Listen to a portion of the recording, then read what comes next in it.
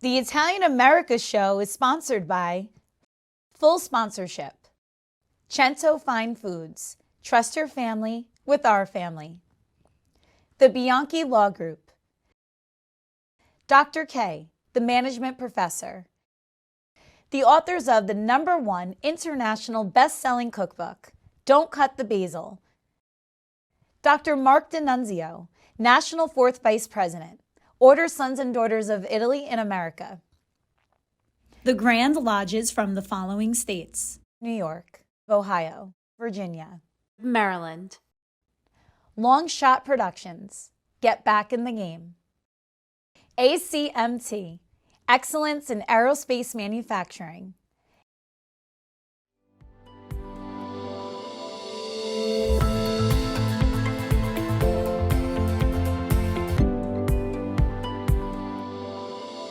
Welcome, everybody, and I am your co-host, Miles Ryan Fisher, the editor-in-chief of Italian America magazine, along with Mark D'Annunzio, National 4th Vice President of the Order.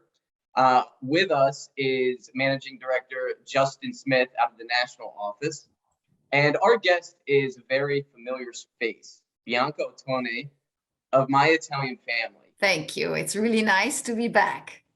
It's nice to have you, and My Italian Family has always been generous with the Order's members and really helpful with all Italian Americans who are looking for help tracking down their family. And, you know, I've been one of them. So many people across the country are looking to find out more about their ancestry. Now, if you were a beginner, I was a beginner once. I remember what that was like. And where would I start? Where would I go to start looking into my Italian heritage? Right. What would you suggest? Right. So the first step that everybody has to take is making sure that you have the exact town where the ancestor was originally from. So why is that? Because all family documents in Italy are only maintained in the exact town where the person was originally from. So whether your path is to research your family history or apply for Italian dual citizenship, you will always have to start with that Italian birth record. And where do you find it? In the exact town where the ancestor, the nonno, il bisnonno, was born. So the first thing that we always suggest to do, and we do it for many, many people, is actually to research US sources here in the US that may list that missing information or may actually provide the exact information. Because how many times, our family thinks that, the ancestor came over from Palermo, Napoli, but maybe it was really not the case. They came from a smaller town within the province of Naples, the province of Palermo. You know how Italy is geographically organized. There are regions and there are these provinces, which usually are large cities, and then there are about 8,000 towns, almost 8,000 towns. So knowing the exact one is really key. So what are the sources that we're going to research here in the US to identify this information? Well, ship's manifest, immigration records. You can find them I would say that 75% of people who came from Italy came over through New York. There are obviously other ports like Boston, Baltimore, New Orleans. But ship manifest will actually most likely list the place of residence, the last place of residence. From some manifest after a certain year, you will actually have to go to the page 2 and look also for the town of birth. That's usually always an exact town. Plus the town of residence, we will discuss it a little bit later, but Italians are known for having settled in the same town for generations. So odds are that the town where they resided was also the town where they were actually born. So one is the immigration records, then naturalization records. Many people actually are researching those records in order to verify that they actually qualify for Italian citizenship. And so naturalization records will list in the declaration of intention and in the petition the exact town where the petitioner, the Italian-born ancestor was originally from. Those are the two main ones. There are additional records such as military World War I or World War II registration cards. They sometimes list the exact town. Census records are actually key documents to always check to see what the citizenship status of the ancestor was, but also to find out the year of immigration that will allow you then eventually to look for those immigration records. So always start from there. That will actually allow you to continue to go over the ocean and continue the research on site in the town where your ancestors were originally from. Okay. Bianca, great to have you here again. You're a wealth of knowledge. And again, thank you for your generosity to Order Sons and Daughters of Italy in America. It's much appreciated. What type of records are available in Italy, and how far back do they go? Yeah, so there are multiple records available in Italy. Some, believe it or not, are now available online, which is a great source for people who actually are passionate about genealogy. And sometimes, nowadays, more than 20 years ago when we started, are now available online to be researched on certain websites. And we'll go to that. So municipal records are always the best way to get started. They also weave a marvelous story. I'm talking about birth, marriage, death record, but also other records that are only available in Italy that can be found in the municipality. The reason they weave a story is because they tell you who declared the birth, which usually I would say almost 90% of the time was the father, the profession, where they actually lived. So remember, in the several 150 years ago, babies were born at home. So records, the address where the house was located is available on these records. From the birth record, of course, we research further back. So we will look for the marriage record of the parents of the ancestor born in Italy. And also in this case, you will learn more about the spouses, their ages, where they were originally from, because obviously you have to continue to check, to monitor that they were originally from the same town, and so forth. So additional records available in the town hall that actually are not available anywhere here in the US are really like census records, and also the so-called demographics cards. Those are key documents if you are on site and you would like to identify living relatives. Those censuses list all the family group and what happened to all the children. They're obviously listing whether they got married, when they died. And the demographics cards are great because it tell you what type of movement each person made. If they actually moved out of the town, they got married. So those are really interesting documents to research if you're actually looking to research your living relatives, reconnect with them. Some of these municipal records, especially for the South, given that they started to be recorded so much sooner than the rest of Italy, are available at the Antenati website, ANTENATI.IT. They're available also through the Mormon Church, familysearch.org. And you may have fun trying to find either through the indexes, if they're available, or through the actually records themselves, finding the gold mine of the ancestor born in Italy. We'll be right back. What's the secret to my famous margarita pizza? Fresh basil, fresh mozzarella, and cento. People ask my wife, what's the secret to your bolognese? A little of this, a pinch of that, and cento. Grandma passed on 2 family secrets. Saute, don't fry, and always cook with cento.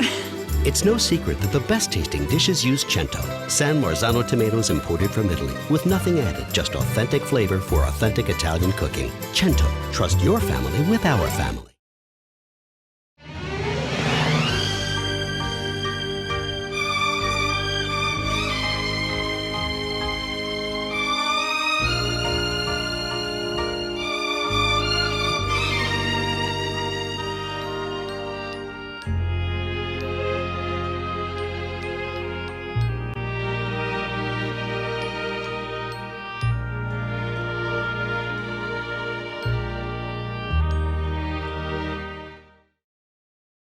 Tonight's episode is mostly going to be about genealogy, but a lot of the questions that have been rolling in are about dual citizenship. And I know those two topics go hand in hand. I was wondering if you could just give a very brief kind of introduction, that if people are interested in that step, kind of going towards the dual citizenship, how do they get that started? What is the first way, the first thing that they should do? Well, the first thing they have to understand is whether they qualify or not. And fulfilling qualification requirements is, of course, the first step. The qualifying documents are always the Italian birth record. They will prove that the ancestor was originally from Italy, of course, and then making sure through naturalization records that the ancestor did not become a US citizen before the birth of the next in line child born here in the US in the direct line of the applicant. Most of these records, naturalization records, are available online through websites like Ancestry.com, Heritage, Family Heritage, My Heritage, sorry, Family Search. There are obviously different qualification requirements based on which family lineage you are pursuing, additional requirements, whether you're going through the female ancestor. All in all, the starting point is also verifying whether a person qualifies. Remember, the naturalization process was a fairly long process. It should not be confused with the immigration process. It took about 5 to 7 years before somebody would become a US citizen. Many people never became citizens. So this is also very good as well.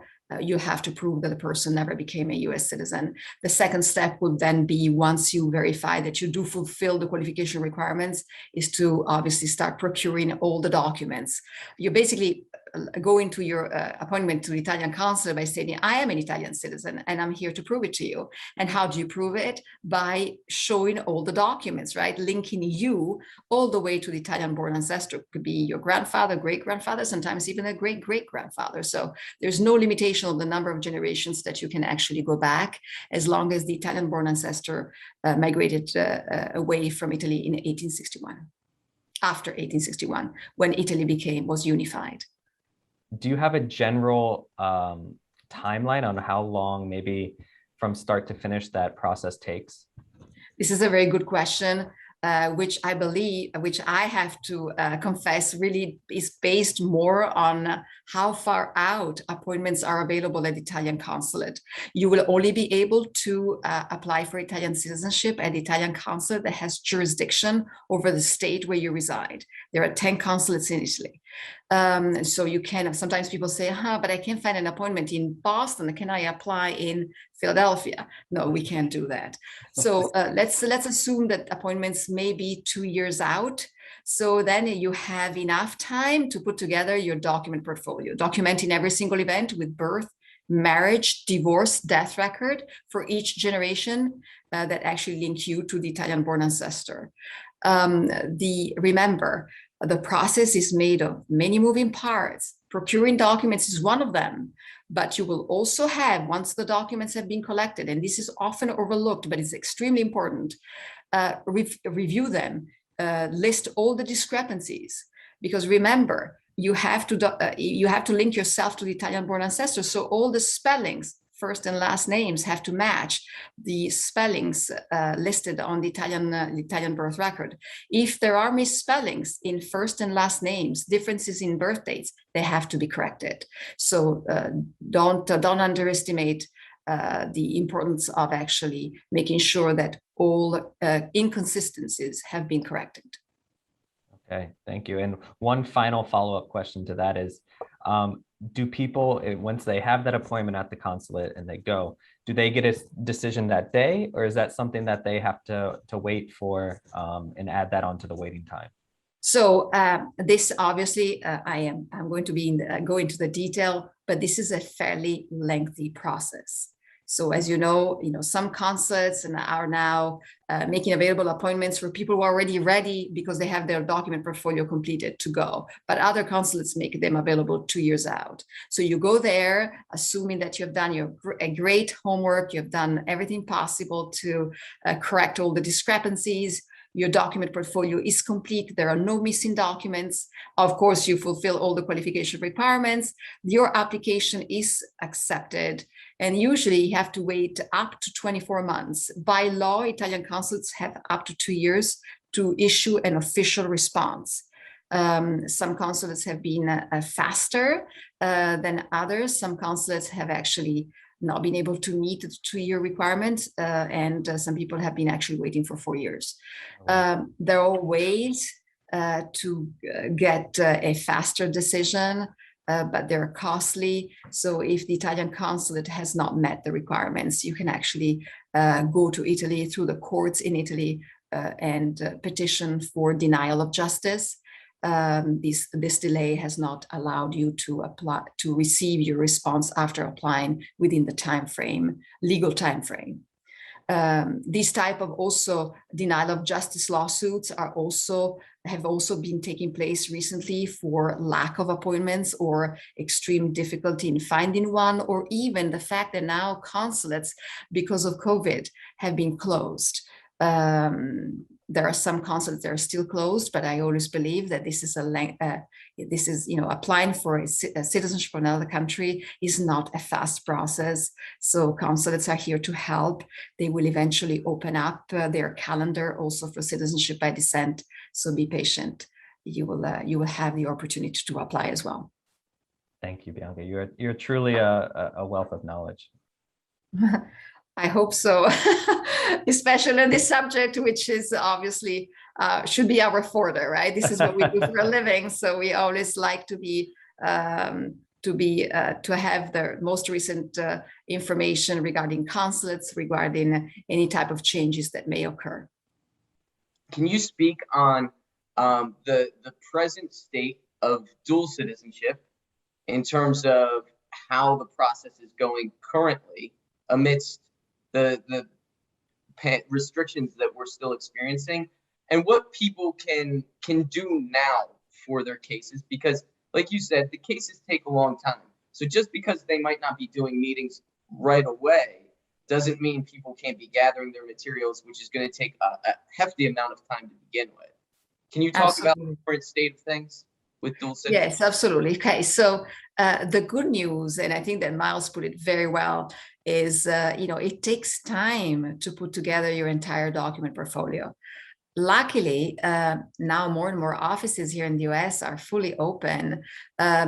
Throughout the course of the last year and a half, obviously many federal offices closed down. So the timeline to receive, especially qualifying documents such as naturalization records that actually should be ordered both from the federal government as well as from the National Archives or from local county clerks' offices, took a little bit longer to get. This is actually speeding up in a way. The National Archives office have now reopened. But then again, we have never actually experienced any delays in terms of gathering all the birth, marriage, divorce, and death records. Those were actually essential offices that always remained open, luckily. Even, Italian town halls. In fact, they became faster and faster in fulfilling the requests because they didn't have the public, right? So they were just focusing on fulfilling requests by mail, which was, certainly very helpful for us and for any applicant that actually started the process months ago. And then, of course, again, remember, it's not just collecting documents. Again, remember, we have to make sure that the portfolio is complete. So sometimes it's something that perhaps we can also add in terms of genealogical information, is that while in Italy, birth records really started to be recorded in town halls so early with Napoleonic records, the eras that actually followed Napoleon's requirements to start recording vital records. In some areas of Italy started to be recorded in 1809, in Sicily 1820. In some states here in the US, you have records that only started to be recorded, birth records, after 1910. Believe it or not, in New York City, records that are before 1900s, they state that only 25% of the people, of babies born in New York at that time, recorded the birth certificates. So think about it. In Italy, you had to record them. You even go and baptize and thus record the records in the 1600s. So it's a very interesting difference, dichotomy between the US and Italy. So again, why am I introducing this subject? Because like we are saying, in some states, if a baby was born in 1904, there's no record of any birth. So it has to be maybe looking for the baptismal record in the church. Obviously, most likely people coming from Italy were Catholics. So in the Catholic Church, could actually add that information that is required, such as the birth information of each generation. So there are some obstacles that can be overcome with collecting other documents if you can find some required ones.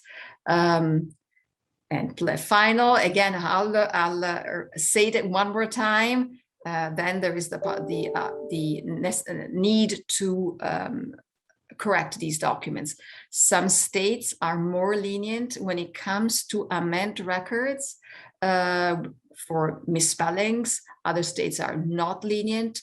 You will need a court order to actually correct a record of a deceased person. We're talking about, for instance, Pennsylvania, Ohio.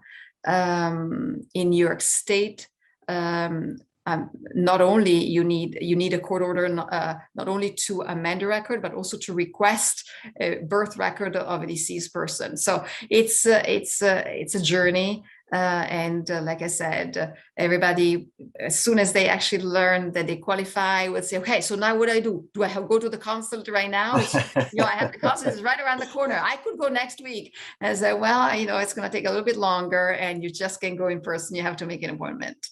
So that's why it's challenging. And for those people who actually do it on their own, more power to you. It certainly takes a lot of effort. We'll be right back.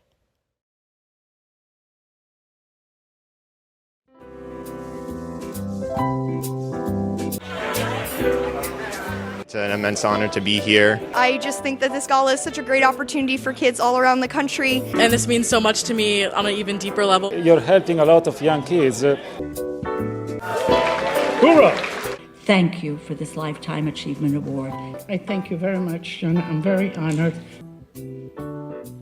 May God bless you all. Thank you for thinking I'm worthy of this.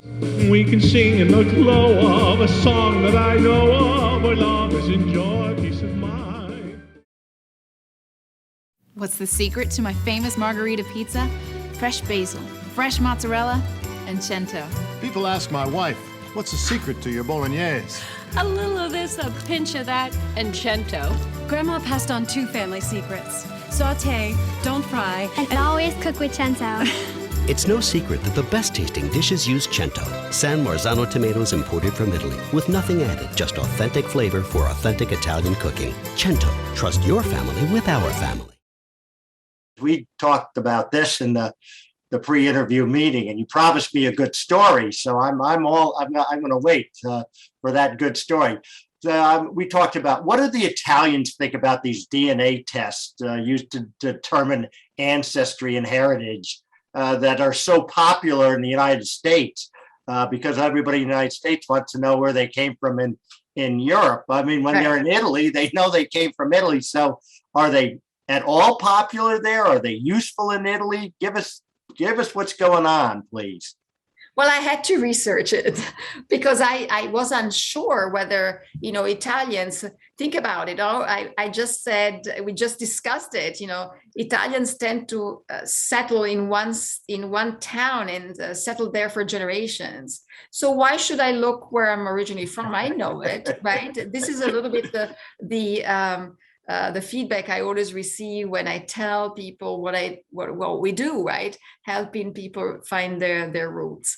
But the DNA test is not just to find out about our ethnicity. It's also the idea of being able, now that so many more millions of people have taken this test, these databases are huge, so you can find actually relatives. So I believe that if Italians are actually taking these tests, is really mostly to find out if there are relatives in other part of the world that may be related to them. And one final question about dual citizenship that's come up a few times on the live chat is, people saying, my family could potentially qualify, but what are the benefits? What is a reason that I should go forward and do it? This is a very good question. It's a big investment. And so it should, the benefit, right, should warrant the investment and should justify it. So the ability is basically the ability to live, work, study in Italy, but not just for you, also for the future generations. So we always tend to look at us, our children, possibly our grandchildren, but this is something that will continue generations after generations, as long as you will also be responsible to record every single birth and marriage of these future generations. So this is, to me, it's an amazing plus. Absolutely. Well, thank you. That was well put. There are people who may be interested to research their family history. So we tend to see, we call it the 5 generations back, starting from the Italian-born ancestor who came over to the US in the late 1800s, early 1900s. So we take it from there back, and that's why Miles mentioned it goes all the way to the late 1700s. So we research birth, marriage, sometimes death records, documenting, each generation with all the children. So you will see it's like an enlarged family tree with all the various siblings, going all the way to the 1700s. Again, I remember we always start with municipal records because they weave a story. They can tell you what they did for a living, where they actually resided. Since this is also a research that it's done on site, we obviously take pictures of the town, the meaningful places, locations that mean something to the family, right? We go to the neighborhood where this old address listed on the birth certificate. Sometimes even the house is still there. It's been a very interesting show. Thank you, Bianca. Justin, can you tell our audience how they can become an OSDIA member if they're not already, so they can take advantage of this generous discount that Bianca offers to our members at myitalianfamily.com. Yeah, absolutely. If you head to www.osia.org and click on the membership tab, you can find the nearest local lodge, or you can sign up directly online to be one of our digital members. We call them at-large members. For more related topics in this series, please visit our YouTube channel, Order Sons and Daughters of Italy in America. For more information on Order Sons and Daughters of Italy in America and how to join, please visit osia.org. Please also follow us on social media. The Italian America Show will take a short break and return for another season of amazing guests February 19th at 8 p.m. Eastern Standard Time. The Italian America Show is sponsored by Full Sponsorship, Cento Fine Foods. Trust your family with our family. The Bianchi Law Group. Dr. K, the management professor. The authors of the #1 international best-selling cookbook, Don't Cut the Basil. Dr. Mark D'Annunzio, National 4th Vice President, Order Sons and Daughters of Italy in America. The Grand Lodges from the following states: New York, Ohio, Virginia, Maryland, Long Shot Productions. Get back in the game. ACMT. Excellence in Aerospace Manufacturing.